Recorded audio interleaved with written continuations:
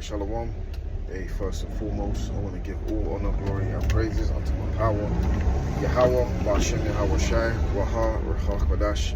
Hey, sincere honors and acknowledgements unto the elders that taught me this truth. Chiefly those are great millstone and like-minded elders that do teach well. You know, they are the men that receive the truth through the Spirit. Hey, Wadi Ba'ashem Yahweh Shai for those elder men that received the truth through the Spirit and taught us this truth, right? All honor, glory, and praises go back to Yahweh Ba'ashem Yahweh Shai. As we know, what's that in Peter? Holy men spake as they was moved by the Spirit, you know. So it's all the works of Yahweh Ba'ashem Yahweh Shai. It says the counsels of Yahweh Ba'ashem Yahweh Shai are faithfulness and truth, right? And this is why we need to stand on truth. That's what I wanted to go into real quick. Adawan Matazar, Lord willing, it's edifying, comforting, exalting this lesson to whoever's going to tap in. It's going to be another quick hit. Just hit me in the spirit to bring this out about us not getting complacent.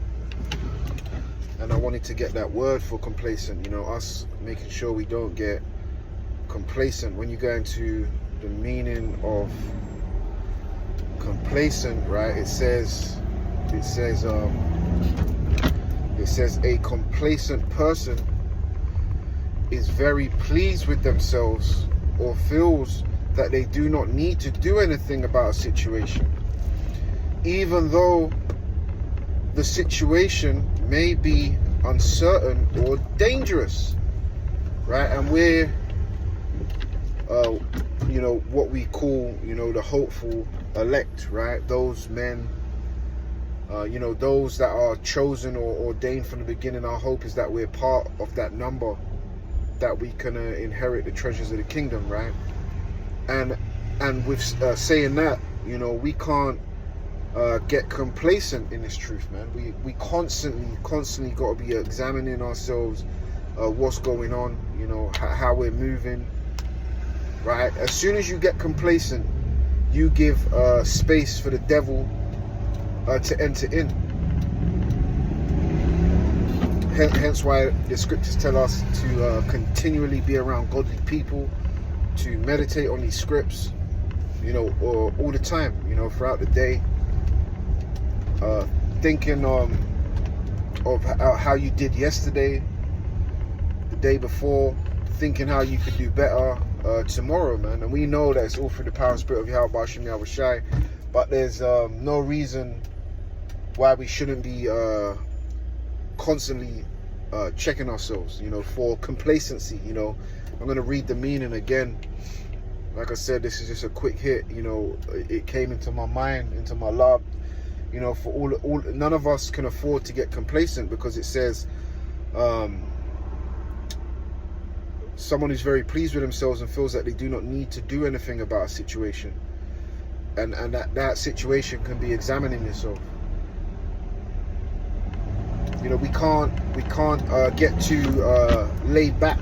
You know, you might feel you have grown a lot in wisdom, which brothers have, sisters have. You know, you grow in. Hey, we're meant to be growing in this truth, but make sure that you continue to grow, because as we know, we can never go far enough. So no one can tell them, you know, hey, to tell yourself you know it all and you can just sit back now. Hey, you are really, you're playing with fire, because you know you don't know who the Heavenly Father is ordained for salvation, right? And this is why we strive. We're meant to be in the spirit of striving for the truth. All of us, right? No matter when you came in yesterday or 30 years ago, whoever, whenever, right? We constantly got to stay focused, right? Not getting complacent. It says a complacent person is very pleased with themselves. You always say a self-willed, or they, or you know, lovers of themselves. You know, you've reached a certain level, you've gained certain knowledge, right? You've taught certain people, but now you stop being profitable to yourself. We say there's one that teaches many. You know, you might have learned certain things and now you're teaching, right? And but now you're not being profitable to yourself. it's more, talking to teachers, going out there, once a week and bringing out the word, which that's a marvelous act. That's a big service you're doing, right, for the flock, right, to wake up the potential elect. It's more than that, because you also, once you're done teaching, are you trying to continue learning yourself, or if do you feel you've reached a certain standard where you don't need it anymore, right? We are a forgetful nation, right? So we always have to keep reminding ourselves how to act in this place, right? And that's gonna you keep rehearsing, and then it will eventually become locked in. But there's always an area or an aspect in your life that can do with working on, whatever the case may be, right? For each individual, there's always an area where what area that needs to be worked on, right? So there's not really any time for being complacent, right? You puffed up, this and that, and now you're pleased with yourself, and now you feel you don't have to do anything, right? And it says they don't feel they need to do anything about a situation, even though the situation may be uncertain or dangerous. It says for an example, we can't afford to be complacent about our health. Yeah, because that health doesn't just go into a physical health. It also goes into a mental health, right? Which our people suffer heavily from mental health issues, man, because we've been indoctrinated with all this garbage, this junk, right? And now we need to empty out the junk and build back. So, with that, we got no time to waste, man. As Yahweh Shai said, the kingdom of heaven is at hand. That's why I said in Revelations 1:3, blessed is he that readeth and hear the words of my saying, because the time is at hand. Yeah, we know what it say, make the time short, remember the covenant, let us declare his wonderful works, roughly paraphrasing Sirach 36. So we're meant to be knowing that it's high time, right? So there's no time to be complacent, right?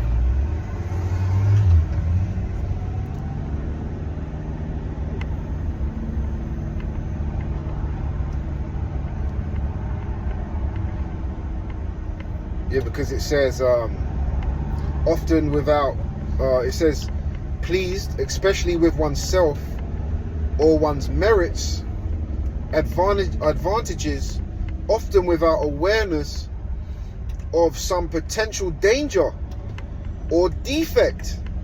You see, self-satisfied. No, we can't be self-satisfied. We know our righteousness is as filthy rags. Now we do everything, or we're meant to be doing everything to please Yahweh Bashim Yahushua. We can't,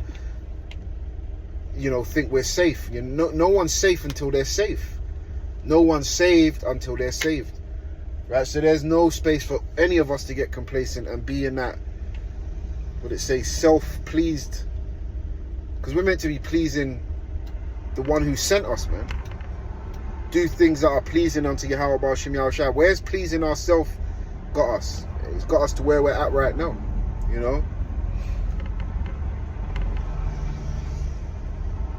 So it's just about, as they say in the world, man, hard work pays off. You running say you at the plantation, you running a machine, and this is random, just come to my mind. You running a machine that for everything, right? You running a machine that cuts wood. It's got like a jigsaw machine, right? And you get complacent running that machine. You've been working on the machine for years. You got it all. You think you got it all figured out. You say I can do it with my eyes closed. You try driving with your eyes closed, right? Where's that going to get you? You couldn't be a driver for years. Say you've been chopping this wood on the machine for years, but it only takes that one second, one split second to get complacent. Half your hand's been chopped off, right? So we always have to look at the potential danger that's in front of us, which means we have to stay on point.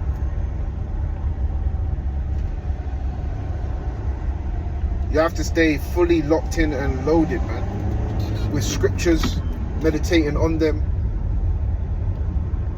checking your defensive game, your offensive game, right? Balancing everything out, right? Order, you know, doing stuff that's gonna benefit our day, man. Benefit your health, benefit your mind, benefit your body.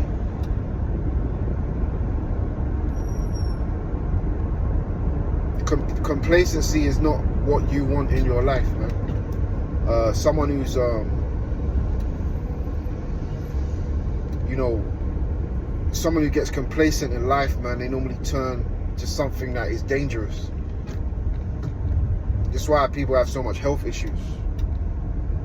You get complacent on checking your diet, what goes in and out your mouth, right? Before you know it, you put on damn 100 pounds. You know, now you're obese. Now you're having health problems. Now you know you're unwell. It's the same with these scriptures. You leave off and you get complacent, and you don't keep filtering your life through the scriptures, and then before you know it, you ain't even doing the work of him that sent you. You're not even being the man that you're meant to be according to scriptures. So we can't afford to be complacent. None of us, right? Not one of us, right? So we always gotta take advice, you know, when it's given, and always meditate on things that are good, man. You know, that's what's gonna help you, guide you through this hell, man. That's what's gonna help guide you through this hell. So yeah, that's the point, man. You know, yeah, stay on point. Seek Yahweh Shemel Shai. Hey, let's not get complacent, man. You know, let's stay and walk in the spirit. Right, so that's all I got. I want to give all honor, glory, and praise unto Yahweh Shemel Shai. I don't want to desire to edify and comfort, exalting. Until next time, shalom.